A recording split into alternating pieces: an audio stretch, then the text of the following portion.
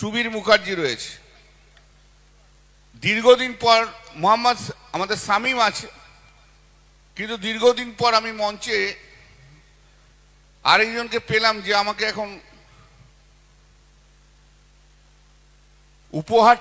উপহারটা দিলেন। সে আমার বুধ মঈনুদ্দিন শেখ।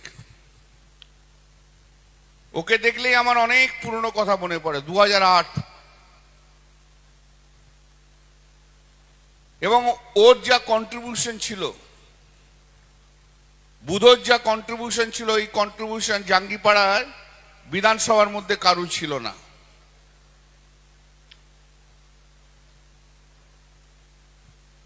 যখন কেউ বেরোতো না, 2-4 জন বেরোতো, কেউ অল্প অল্প বেরোতো, তখন কিন্তু বুধ আমাকে নিয়ে ঘুরে বেরিয়েছে।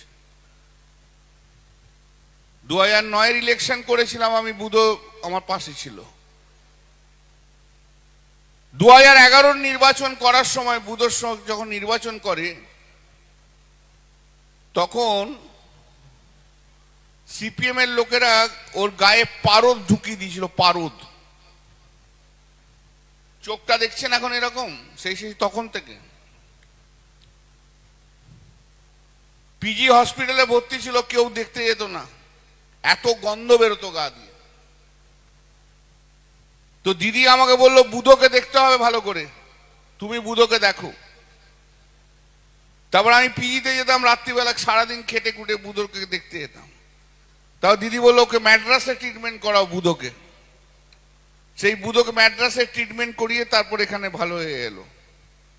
মাঝে কিছুদিন চলে গিয়েছিল রাজীবের হাত ধরে। তো রাজীবও ফিরেছে যখন, তখন ও ফিরবে না কেন? ও ফিরে গেছে, ও রয়েছে। সেই লড়াইটা আবার সেই শানটা দরকার আছে, শান। এবং সর্বোপরি আপনারা সবাই মিলে এখানে রয়েছেন, আমি প্রত্যেককে আমার আন্তরিকভাবে শুভেচ্ছা জানাই। প্রত্যেক বছরের মতো